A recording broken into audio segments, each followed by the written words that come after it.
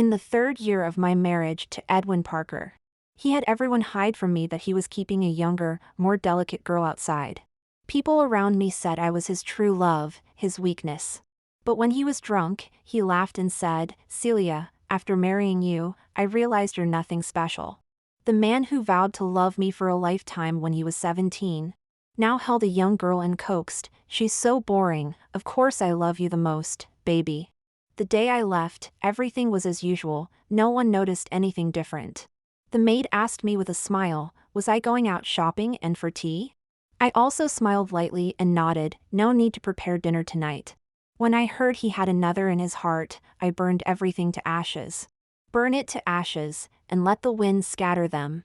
Edwin didn't know that the nothing special Celia was a stubborn one. In her life's dictionary, there was never the word forgiveness. Ding! This novel reminds you to click the subscribe button in the bottom right corner to read the complete novel. I hugged my coat, with a bag of liver-protecting pills in my hand. The corridor was long, the lamplight fell on the oil paintings, refracting colorful light. It also sparsely scattered all over the floor. At the end of the corridor, bursts of laughter grew louder and louder. Edwin Parker had rented this entire floor for years. No outsiders were allowed to come near, so they didn't even close the door. My heel caught on the carpet's long pile as I bent down. The necklace around my neck suddenly broke. Pearls of all sizes rolled across the floor. My heart inexplicably ached for a moment. Just as I was about to crouch down to pick up those beads, I heard Edwin's voice. "No way, I'm not as fickle as you guys. My first love, my true love, my lifelong love, is only my wife." He was probably drunk, his voice filled with pride and satisfaction. I couldn't help but purse my lips, holding the cool pearls, my heart feeling soothed as if it had been ironed. "It's just a pity," Edwin suddenly sighed. "After marrying her, I realized she's nothing special." I suddenly clenched my palm. The pearls dug into the soft flesh of my palm, the smile frozen on my lips. "What about me, Edwin?" A soft female voice suddenly rang out, with a hint of unwilling grievance and resentment. "You say your lifelong love is only your wife, so what am I to you? Just last night you said you loved me the most." The men all laughed. "Silly girl, you believe what men say in bed? Besides, it's natural for him to love his own wife. You're just a mistress, what right do you have to fight for favor?" "Edwin! Look at them!" The girl's voice carried a sob. She sounded so pitiful, enough to melt anyone's heart. "All right, stop teasing her." "What mistress?" "This is my proper girlfriend, watch what you say." Edwin's voice deepened slightly, sounding a bit displeased. "No way, Edwin, are you serious?" Edwin Parker lightly hummed, "She's been with me since she was 18, I have to take responsibility." "You beast, you made a move as soon as she became an adult. Aren't you afraid your wife will make a scene?" Edwin laughed. "She relies on me to support her, what can she use to make a scene? But, you guys keep your mouths shut, I love my wife very much, I don't want to upset her." "You love your wife very much, then what about me?" The young girl became upset again. Edwin reached out to pull her close, holding her in his arms to comfort her. "Is this little thing worth shedding tears over?" The young girl sobbed and acted coquettishly. "Edwin Parker, I want you to say you love me the most, even if you're lying, I'll willingly accept it." "All right, baby, she's so boring, of course I love you the most." I stood in the shadows outside the door, and suddenly smiled. The man who once vowed to love me for a lifetime was now comforting a younger girl. But I didn't even want to walk in and confront him. One infidelity, and there's no need for 100 more. I turned around, walking back down the long corridor I had come through. 17-year-old Edwin Parker secretly carved my name on the desk. He said Edwin loves Celia, and would love her for a lifetime. But his lifetime turned out to be just these 10 years in the blink of an eye. The day Edwin came back, I was already downstairs having breakfast. He hurried in carrying a large bouquet of flowers and gifts. His face was full of apology and guilt. "I'm sorry, honey, I had to entertain clients too late last night, so I couldn't make it back." When we got married, he promised that no matter how busy he was, he would never stay out all night. But in the past 6 months, he had been coming home later and later. This time, he didn't come home all night. I put down my chopsticks and looked up at him. His suit, shirt, and tie had all been changed. He smelled clean and fresh. How considerate of him to be so meticulous. He put down the bouquet and came over to kiss me. Honey, I swear, this is the first time, and it will be the last time. But I raised my hand to stop him and asked word by word. Did you stay at the company last night? Edwin didn't hesitate at all. Yes, look at the clothes I changed into, they're all the ones you prepared for me. After saying this, he held my shoulders, looking at me a bit cautiously. Honey, are you angry? I'll stay with you all day today, I won't go to the company, okay? I looked at him too, looking at my reflection in his pupils. His gaze was steady, without a trace of guilt. And I, surprisingly, could hide my heartbreak so well. No, I pushed his hand away, let's eat first. But just as he sat down, his phone rang. I saw him frown and hang up. But it rang again shortly after. He hesitated for a few seconds, but still hung up. Immediately after, a message came in. Edwin read it and his brows instantly furrowed tightly. Celia, there's an urgent matter at the company. You should go. Never mind, I'll have Gavin handle it first. I promise to spend the whole day with you. He said this, but his face betrayed his distraction. It's fine, the company matters are more important, go quickly. I calmly looked at him, even the pain in my heart had become numb. Edwin only struggled for a moment before standing up. Then I'll try to come back early to be with you. I made a sound of agreement, watching him hurriedly get in the car and leave. Only then did I belatedly realize and wipe away the cold tears on my face. I called my best friend, Dora, can you help me schedule a checkup at your hospital today? After the checkup results came out, I let out a big sigh of relief. My body was still clean. I wasn't pregnant either. When I married Edwin Parker, my health was very poor. So we never tried for children. But to be safe, I still did a detailed examination. Doctor, I'd like to ask, how has my body recovered now? After receiving a positive answer, I felt the stagnant air in my heart dissipate by half. Clutching the report as I came out, just as I reached the corridor corner, I happened to hear Edwin's name. Edwin, if I'm really pregnant, can I keep it? I stopped in my tracks, looking at the two people not far away. Edwin had a cigarette between his fingers, his brows furrowed, looking a bit impatient. While the young girl was barefaced, crying with tears all over her face. She was tugging at his sleeve, shaking it and begging. Edwin sneered, my wife hasn't even given birth yet, how dare you? But this is my first baby, I can't bear to part with it. I promise I'll be good, I won't cause you any trouble. I also won't let your wife know about me and the child's existence. Edwin's hand holding the cigarette patted her face. Don't be naive, baby, you can't possibly keep the child. Be good, get rid of the baby and I'll buy you an apartment. But if you don't, Carol, let me be clear up front. There are plenty of pretty and obedient girls in your college. I could sleep with a different one every day easily, you're not irreplaceable. The young girl was intimidated by his few words, tears on her face, her complexion pale. I'll be good, Edwin, don't abandon me. Good girl, go get the checkup. I'll obediently go for the checkup, but, honey, you said before your wife's health was too poor to have children. If I'm really pregnant, couldn't it be like I'm having the baby for her? And the child could be raised by her, I won't fight or compete for it, okay? Edwin was silent for a moment. Go for the checkup first, we'll talk after that. The young girl sobbed as she pushed the door open and went in. Edwin finished his cigarette and stubbed it out. When he turned around, I pretended I had just walked over. Seeing me, he seemed to be stunned for a moment. But he quickly put on a worried and concerned expression. Honey, why did you come to the hospital? Are you feeling unwell or did you get hurt somewhere? Edwin gripped my arm, looking extremely anxious. Why didn't you call me? Coming to the hospital alone. He looked me up and down, his eyes full of urgent concern. As if for these 10 years, his love for me had never diminished even a bit. My hands and feet gradually grew cold. It felt like chills were seeping from between my bones. How could Edwin act so lovingly? While he was calling me honey repeatedly. His mistress was in a nearby room checking if she was pregnant. Yet he could face me without revealing even the slightest flaw. To the extent that I could almost not distinguish which Edwin was the real him. "I'm fine. Just came to see a friend." He let out a long sigh of relief and hugged me tightly. "You scared me to death, honey." "Edwin, were you very worried about me?" I looked at him and asked softly. How could I not be worried? He hugged me very tightly. "You know how poor your health was when I married you. I spent 3 years taking meticulous care of you before you slowly got better. Honey, do you know how terrified I was when I saw you just now?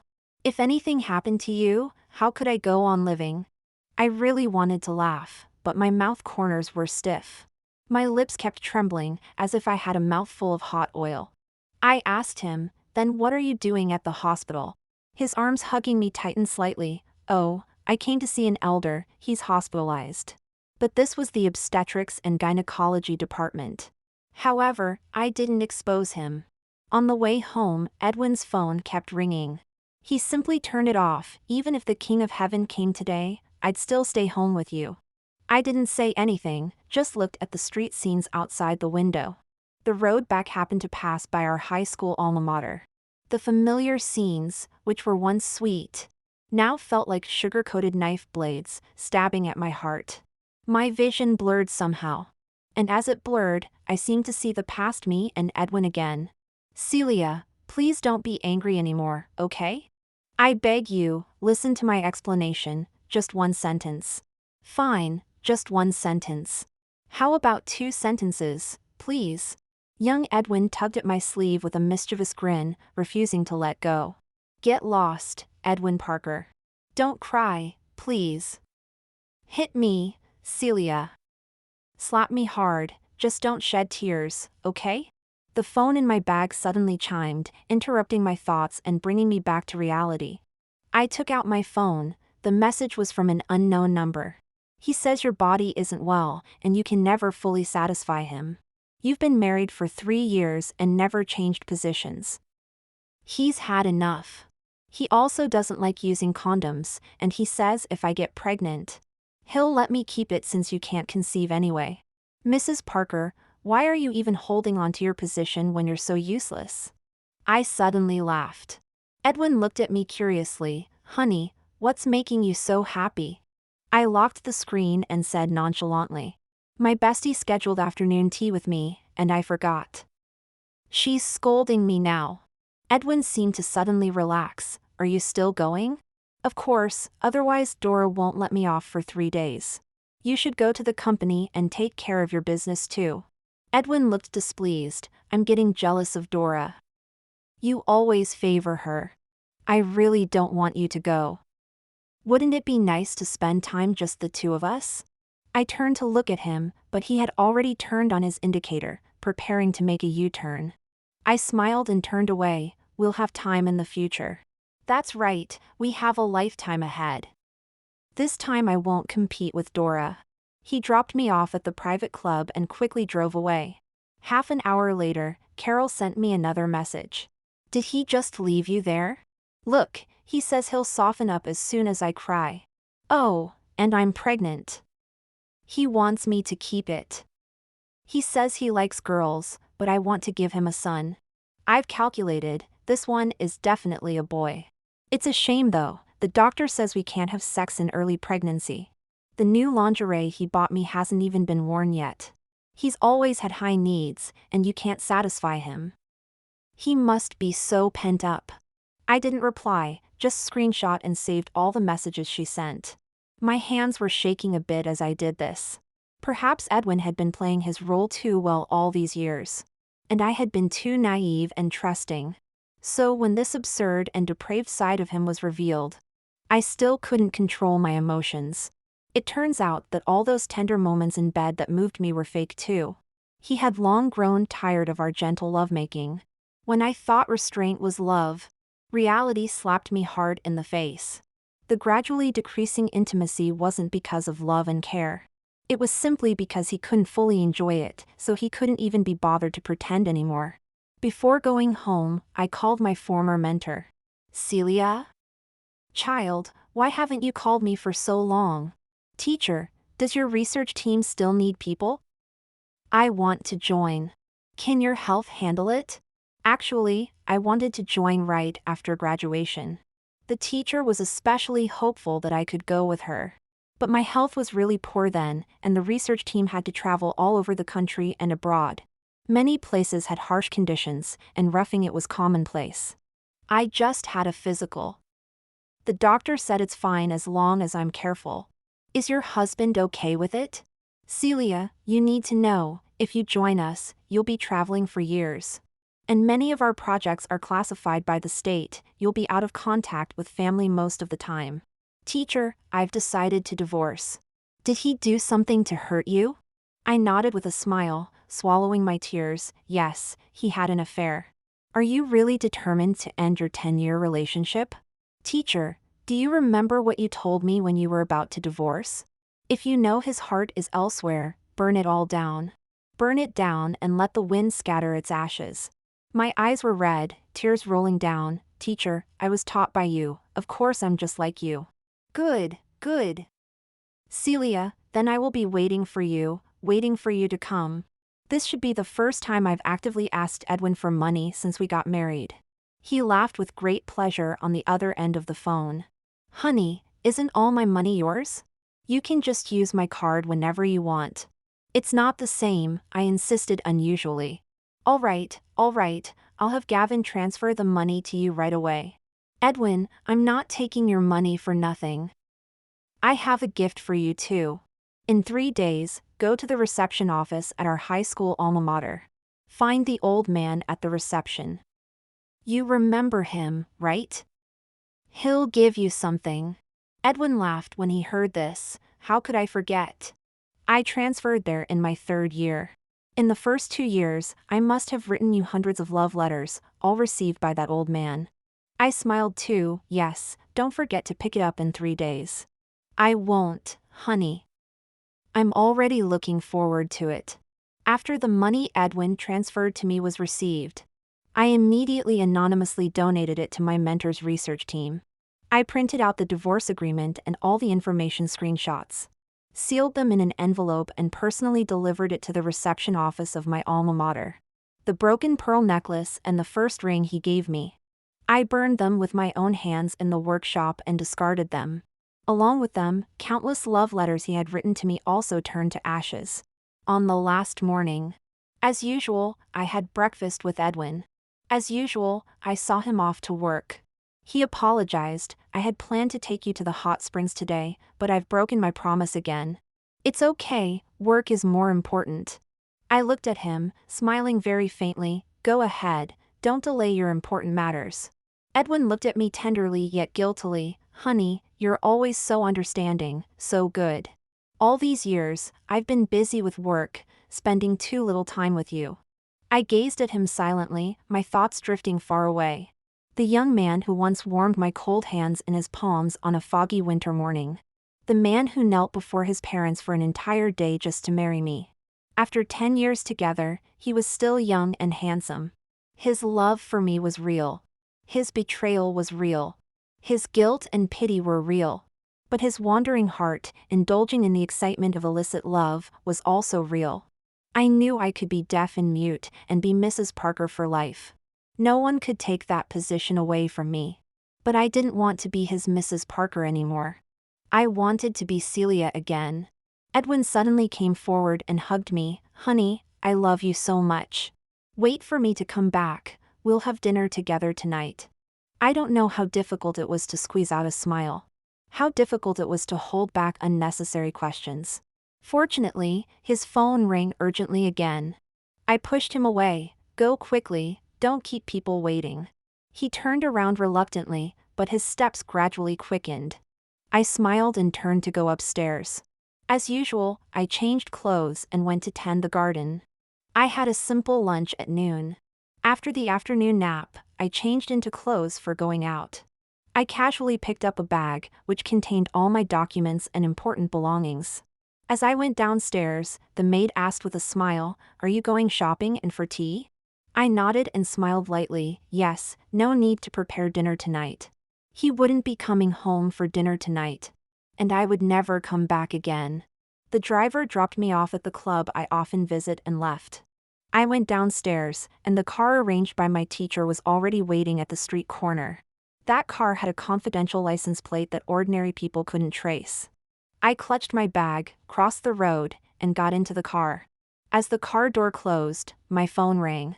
The name flashing on the screen was Edwin Parker. I didn't hang up. But I knew clearly in my heart that this would be the last time I talked to him. Honey. I'm too ashamed to tell you. Edwin's voice was full of frustration and guilt. There's a very important business dinner tonight that I can't avoid. I can't come home to have dinner with you. But I promise I'll come back early to be with you, okay?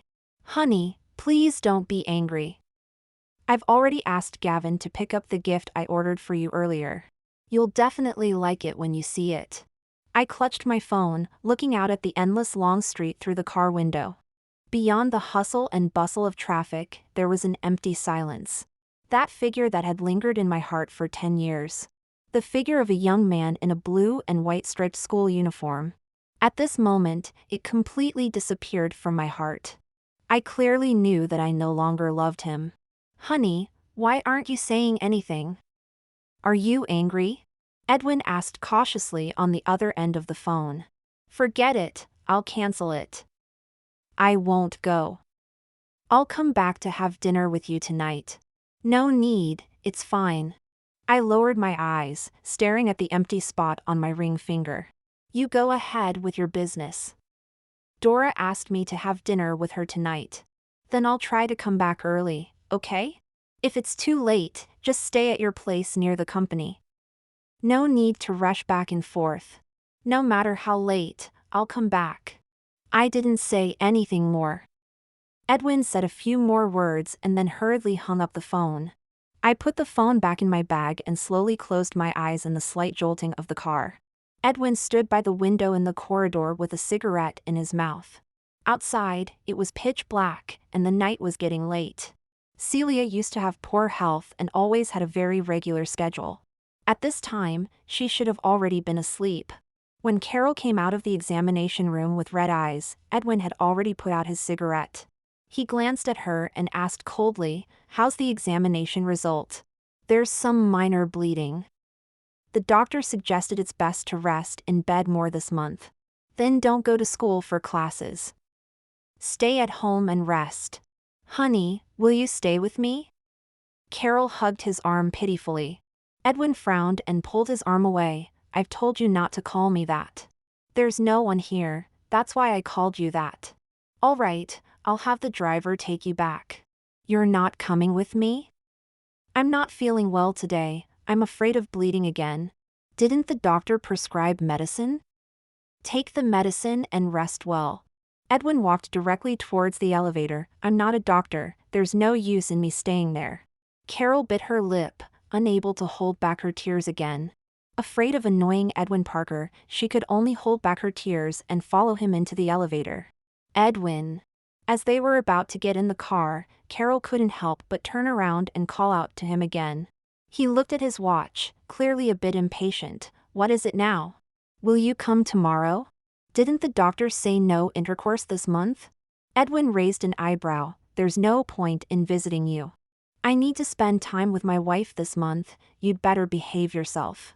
Carol felt angry and wronged, tears streaming down her face.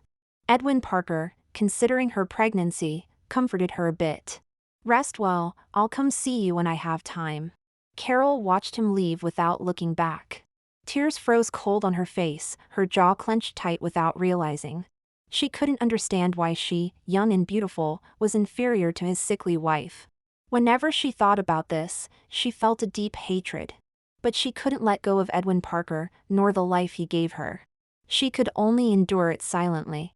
Edwin's car stopped downstairs. As the servant came out to greet him, he asked as usual, "Is the madam already asleep?" The servant taking his coat was surprised. "Isn't the madam with you?" Edwin suddenly stopped in his tracks. "What did you say?" The night was deep, only the light from the house enveloped him. "The madam went out shopping and for tea in the afternoon."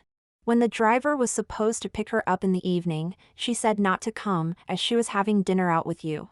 The servant's voice trembled as they spoke, growing more worried. The madam instructed not to prepare dinner tonight when she left in the afternoon. Edwin suddenly stepped forward and grabbed the servant's collar. What else did she say? Tell me everything, don't leave anything out. The servant's face turned pale with fear. Nothing else, the madam only said not to prepare dinner. Edwin abruptly let go and pushed the person away. He rushed upstairs while taking out his phone to call Dora. Are you looking for Celia? We didn't meet today.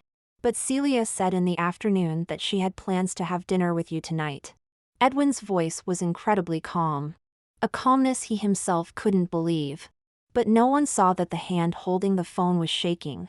She did call me, but I had a surgery, so we rescheduled to meet another day. Edwin didn't know how he ended the call. He then called Celia's other close friends. But they all said they hadn't contacted or met her today.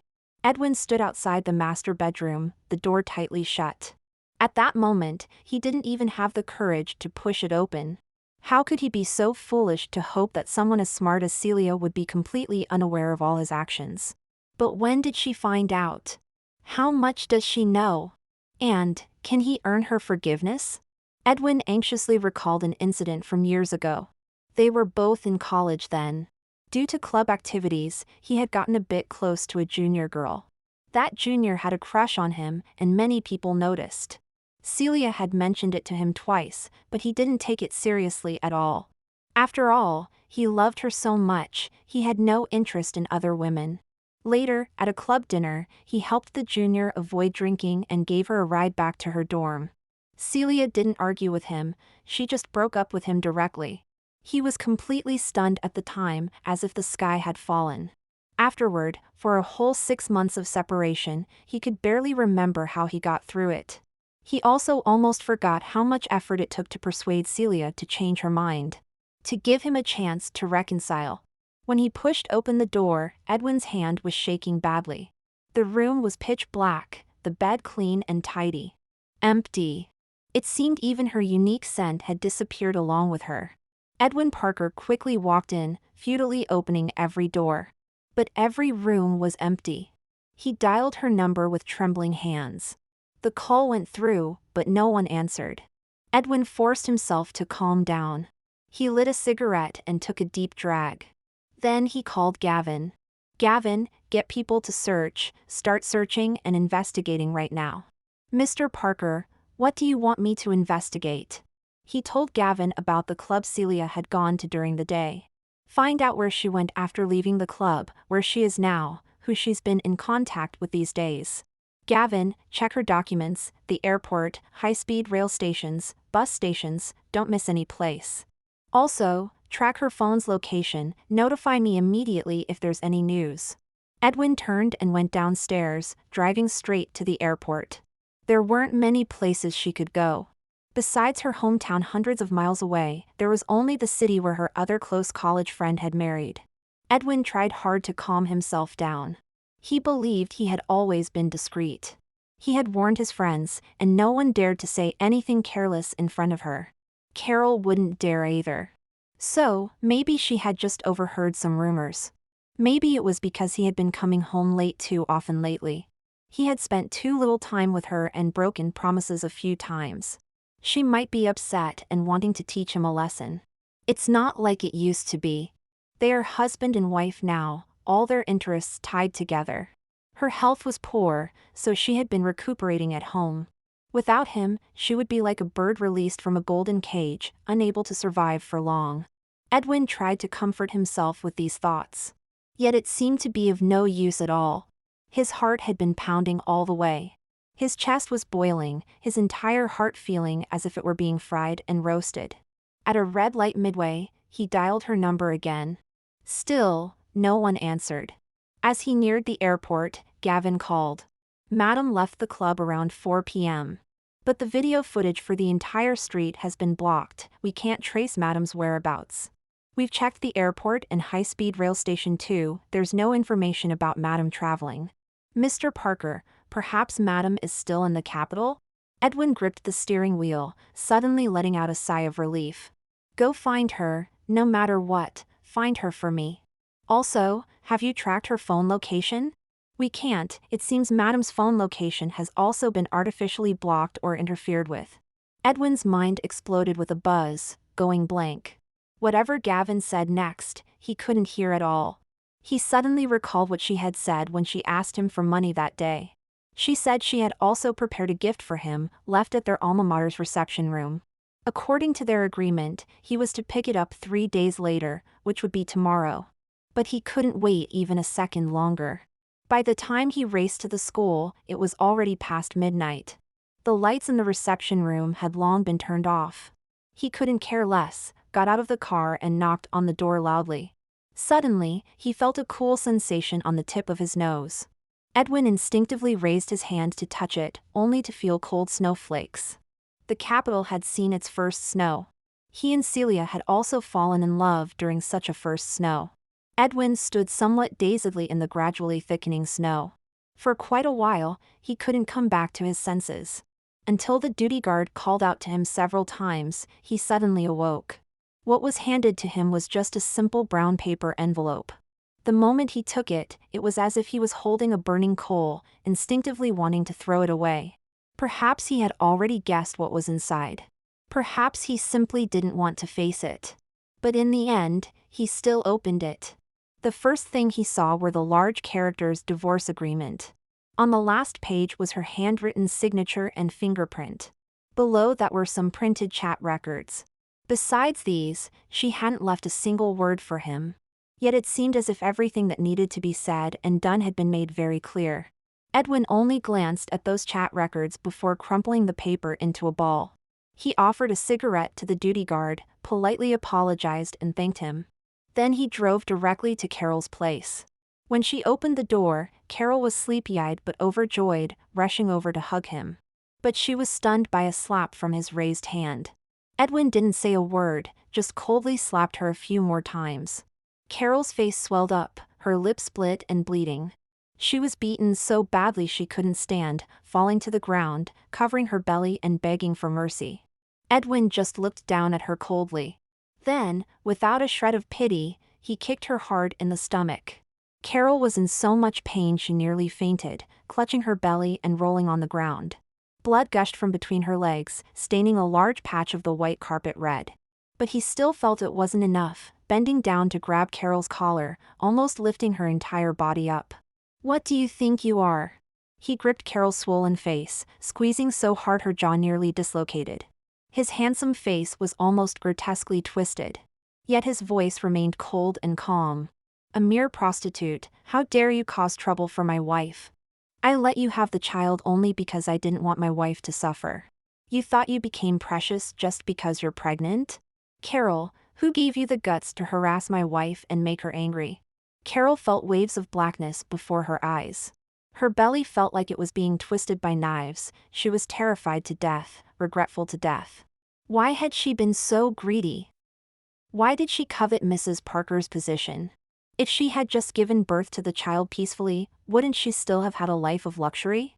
"I won't dare again, Edwin. I really won't dare again.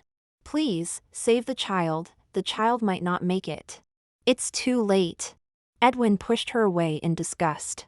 "Carol, you'd better pray to heaven that my wife can forgive me and come back home. Otherwise, your life is truly over. Edwin Parker, this is your child too." Carol was in so much pain her body convulsed, helplessly lying on the ground struggling in agony. Her blood-covered hand desperately tried to grab Edwin. But he stepped back, coldly watching her writhe in pain until she passed out. Only then did he make a phone call, send her to the hospital, just make sure she doesn't die. Edwin didn't even glance at Carol, turning and leaving the room. By the time he reached the ground floor, the ground was already covered with a layer of white. Edwin was only wearing a shirt and trousers, but he couldn't feel the cold. He dialed Celia's number again, still no answer. Edwin lowered his gaze, looking at the wedding ring on his ring finger. Suddenly he remembered, it seemed that days ago, Celia hadn't been wearing her wedding ring. So, that day at the hospital. In fact, she had seen everything, heard everything, hadn't she? Yet at the time, she didn't even question him. She didn't even shed a single tear. How disappointed must she have been in him? Edwin didn't dare to imagine, didn't dare to think about Celia's feelings at that time. Just as he couldn't find words to describe his own feelings at this moment. I followed my teacher, heading straight to a small town in the northwest, 1,000 miles away. The conditions were rudimentary, and the schedule was tight. The teacher was constantly worried that my body wouldn't be able to handle it. But after getting through the initial discomfort, I gradually adapted to this fast-paced life and work. I got a new phone and number. But I kept the old phone on and didn't cancel the number, just left it at home without carrying it with me. On the old phone, there were calls and messages from Edwin Parker almost every day. But I neither answered nor looked at any of them. After arriving in the Northwest, I called Dora and briefly told her about the situation with Edwin. Dora was so angry that she cursed Edwin for a full 10 minutes on the phone. No wonder you left without a word. Celia, Edwin has been looking for you like crazy these days. He even came to the hospital to confront me several times. But I really didn't know where you went, so him confronting me was useless. He seems to have asked every classmate who was on good terms with you. I instructed Dora, if he looks for you again, just say you don't know anything.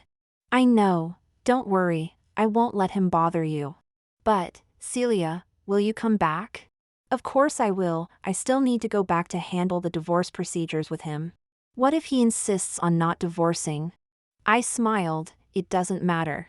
Anyway, I'll be traveling all over the place in the future, he won't be able to find me, we'll just drag it out. The Parker family definitely won't agree to that, he's their only son, and he has a throne to inherit. After ending the call, a few junior colleagues came to call me out for dinner. Dinner was mutton hot pot again, the aroma was enticing. Previously in the capital, due to poor health, I was always very careful with my diet. Beef and mutton were to be eaten sparingly, fearing they would be too nourishing. But now that I'm here, when in Rome do as the Romans do, and I seem to be getting more energetic. The teacher joked with a smile, these past few days, I can clearly see your complexion has become much rosier. Unlike when I first saw you, when your face had hardly any color.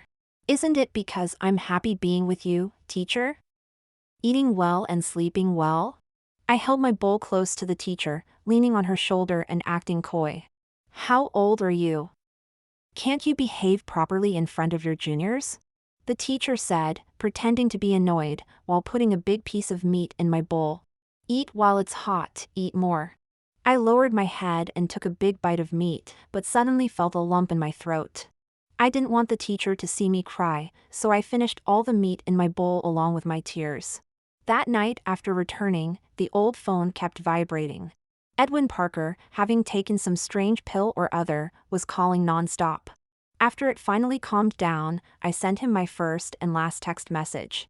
Once the divorce agreement is signed, I'll come back to handle the divorce procedures with you. Other than that, don't bother me anymore, or I'll permanently cancel this number. The moment the message was sent, Edwin Parker called again. I still didn't answer. He didn't call a second time. Only after a long while, he replied with one word, okay. After the message was sent, Edwin slumped back on the sofa, suddenly covering his face and laughing silently. His friends sat to the side, looking at each other, but no one dared to console him.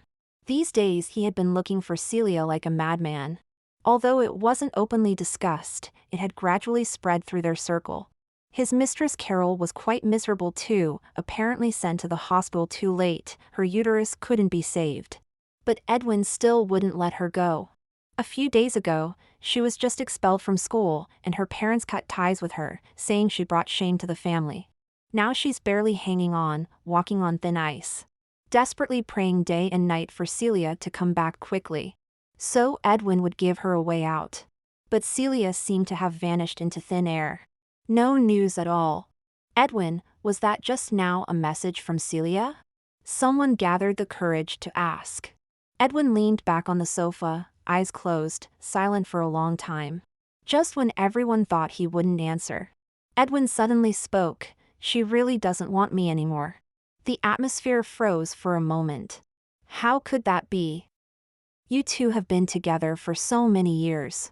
When she calms down, if you apologize sincerely, she's soft-hearted, she'll forgive you. Edwin just shook his head. You don't understand her. Just as he finished speaking, the door was suddenly kicked open from outside. It slammed against the wall with a loud bang. Everyone was startled and turned to look. Edwin also slowly sat up straight. He narrowed his eyes slightly, and after recognizing the person, suddenly raised an eyebrow and smiled mockingly. "Oh, it's you, Luke."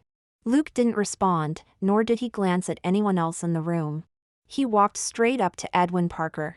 He kicked over the coffee table, then reached out and grabbed Edwin's collar. No one expected that this seemingly thin man would have such strength. Edwin, half drunk, was forcefully pulled up and slammed against the wall. "What, want to fight?" Edwin smiled sarcastically and maliciously. But before he could finish speaking, Luke swung his fist and smashed it into his face. "Edwin, I told you 5 years ago. If you don't treat her well, I won't let you off." Edwin turned his face away, bright red blood gushing from his nose. He carelessly wiped it off with his hand, then threw a heavy punch back. The room quickly descended into chaos. Wine bottles shattered, tables and chairs toppled over. Edwin, drunk out of his mind, soon found himself at a disadvantage, kicked to the ground by Luke. Both men were battered, Edwin's face unrecognizable. The back of Luke's hand had a bloody gash, dripping blood continuously. "Who the hell do you think you are? What gives you the right to meddle in my affairs with my wife?" Edwin leaned against the sofa, supporting himself on one leg, sneering repeatedly. "What's this? You heard we were having a tiff, so you couldn't wait to come and steal her away? Too bad, Luke. 5 years ago, Celia chose me over you, and it's still the same 5 years later." Luke slowly clenched his bleeding fist. The wound on the back of his hand split deeper, looking even more painful. But he seemed completely oblivious to the pain. It was as if there was a thorn in his heart, digging deeper and deeper, burrowing into his flesh, making him restless day and night. "We're friends, so I'll give you some friendly advice. Stop coveting another man's wife." Edwin laughed maliciously. "We've been married for 3 years now, slept together countless times." He deliberately stared at Luke's face, savoring every bit of pain in his expression, feeding off the thrill. All rationality had vanished. He only wanted to make Luke suffer, to break him. "She gave me her first love, first kiss, first night. What can you possibly offer to compete with me, Luke? Everyone knows how much Celia loves me. It's precisely because she loves me that she can't tolerate even a speck of sand in her eye. The more she fights with me, the more it proves she cares about me. So, what's the point of you coming all this way? You think you can take advantage of the situation and win the beauty? Don't delude yourself, Luke. Celia has never had eyes for you, and she never will love you." Edwin Parker supported himself on the sofa, struggling to stand up. Despite his disheveled state, he still stood tall before Luke, his former rival. He remained superior. "I won't divorce my wife. Give up that idea.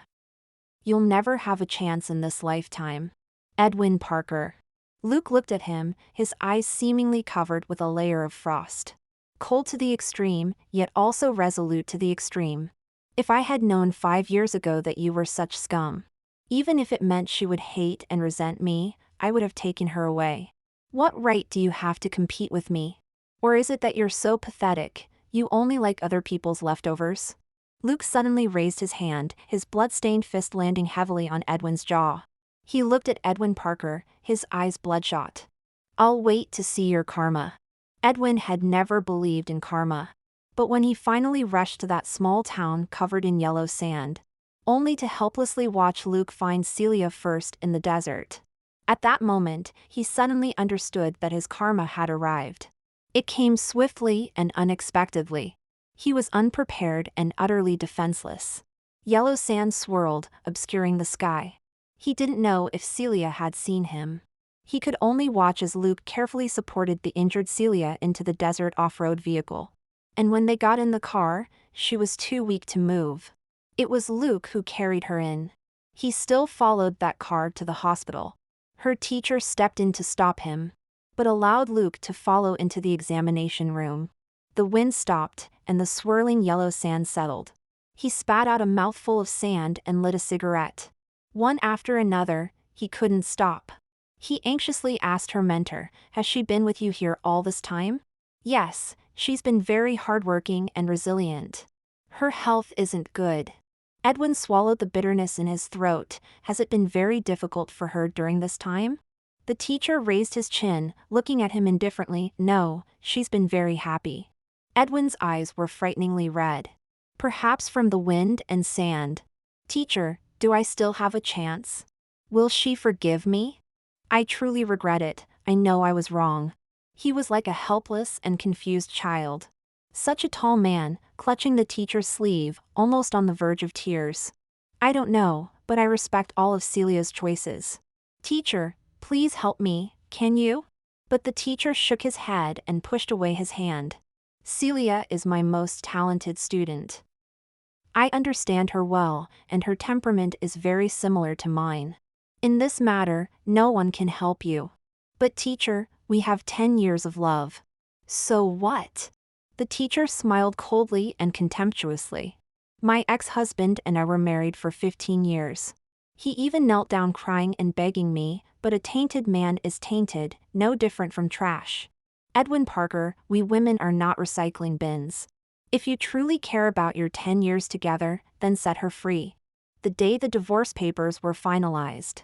As we left the Civil Affairs Bureau, Edwin called out to me, "Honey." He looked dazed, all the spirit gone from him. Those eyes that were once passionate and carefree had long since lost their light. "Call my name." "Celia," he replied. Edwin walked up to me and stood still. He gazed at me earnestly, a faint light rekindling in his dim eyes. "We can still be friends, can't we? Just like 10 years ago, let's start as friends." I shook my head. "No, we can't." "But Celia." I cut him off abruptly. "Edwin Parker, I told you 5 years ago, there's no such word as forgiveness in my life's dictionary. Back then, I compromised and took a step back. So 5 years later, I got my comeuppance. Then if not friends, can we start over as strangers? Please? Just give me one more chance, just this once, I swear." "Edwin Parker, don't you understand me at all? The Celia you see as nothing special is actually quite stubborn." Edwin suddenly looked at me. "You heard everything that night?" I nodded lightly. Yes, I heard it all. The last bit of light in his eyes shattered like cracking ice. "But Celia, you took the pearl necklace you loved most and our wedding rings. You still can't let go of our relationship." He was like a drowning man, desperately trying to grasp the last straw of hope. But I shattered his final illusion. "I burned them all in a jewelry workshop. Edwin Parker, you can go search for that so-called old flame in the sewers." I didn't say anything more to him and turned to leave. But Edwin quickly caught up. "You're going to be with Luke now, aren't you? But all men are the same, Celia. He only wants you because he hasn't gotten you yet. Once he does, he'll make the same mistakes I did." "So what?"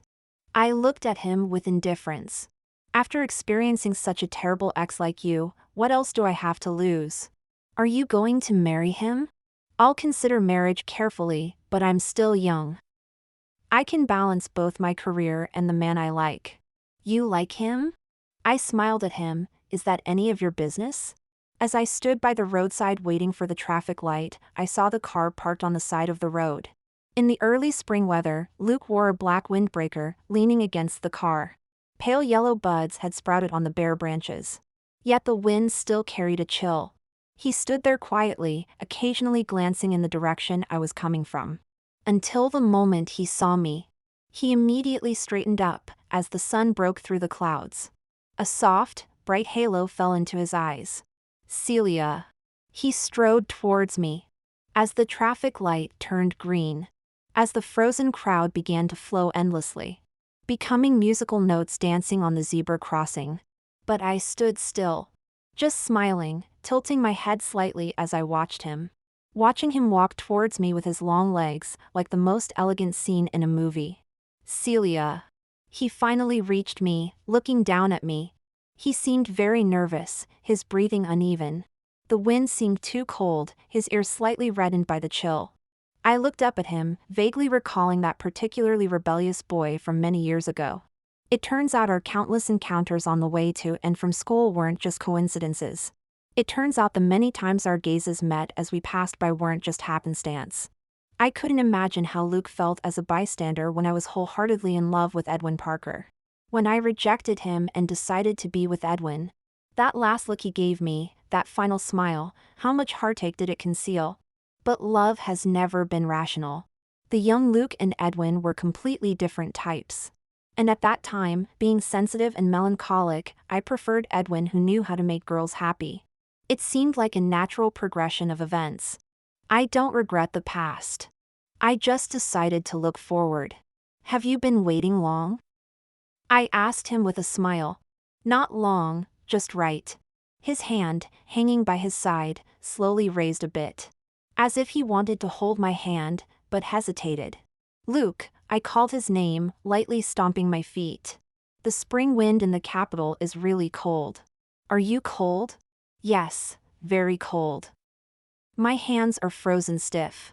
I stretched out my hand to show him, my fingertips slightly reddened from the cold. Luke didn't say anything, he just gently held my hand. He rubbed my cold fingertips until they gradually warmed up. Then he naturally held my hand and put it in his coat pocket. The traffic light turned green again. The crowd once more came alive and flowed. Luke held my hand as we merged into it. Spring had arrived, its essence gradually deepening. It was the perfect season for love. Edwin's perspective. Celia still married Luke. Many of their former classmates, friends, and teachers attended the wedding. Even more than when he married her years ago. The wedding wasn't as grand and lavish as it had been back then. But it was incredibly warm and happy. Edwin watched the entire wedding process on a friend's social media platform. People around him advised him to let it go, to stop following. The newlyweds were deeply in love, sweet as honey. Why torture himself? But Edwin couldn't control himself. He was like a thief hiding in the shadows, peering in. Not knowing if he was looking for a crack in their happiness. Still wanting to sprinkle salt on the slowly healing wound for self-torture. That entire night, sleep was elusive. Tossing and turning, flipping through every photo and video of them together. Celia was still as beautiful as ever. These years of traveling around, enduring the hardships of working in harsh conditions. It hadn't worn her down or dulled her beauty. Instead, compared to when she was Mrs. Parker, she looked more vibrant and healthier. It was said that Luke and she had been apart more often than together these past few years. Being out of touch for months or half a year was common. Edwin had secretly thought that Luke was a man after all, and being a man himself. He knew men's inherent flaws best. He didn't believe Luke could truly remain faithful, without a single complaint. He even had people secretly keep an eye on Luke, hoping to catch him making a mistake and expose it to Celia. But years passed, and Luke remained as he was at the beginning, without a single misstep. Though Luke had proposed marriage several times, Celia had refused. When he learned of this, he was secretly overjoyed. But good times didn't last long. Although Celia hadn't agreed to marry, she always stayed at Luke's place whenever she returned. At first, he especially looked forward to Celia's return. Because he could catch a glimpse of her from afar, easing his longing. But later, he dreaded Celia's return the most. Because he would dream of Celia and Luke in bed together. Edwin Parker thought he'd never forget this until his dying day. When Celia first moved in with Luke. They didn't leave the house for 3 days. After 3 days, they went to the supermarket together. Luke was beaming with happiness. And Celia, she was like a fresh flower covered in dew.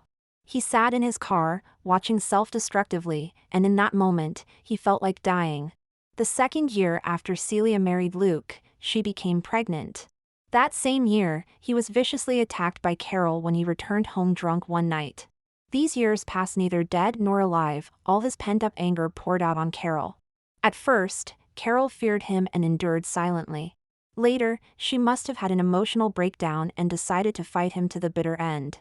But he didn't die, just coincidentally. As the child in Celia's womb grew day by day, he was given a death sentence by the doctor. He would be confined to a wheelchair for the rest of his life. And he had completely lost the ability to have children. Edwin thought that bastard Luke's words had really come true. He had betrayed his most beloved wife, kicked away his only child in this lifetime with his own hands. And now, he had forever lost his true love. He could never have children again. It was indeed karmic retribution. And for the rest of this hopeless and long life, he would have to live in the retribution he had sown with his own hands. Unable to move on,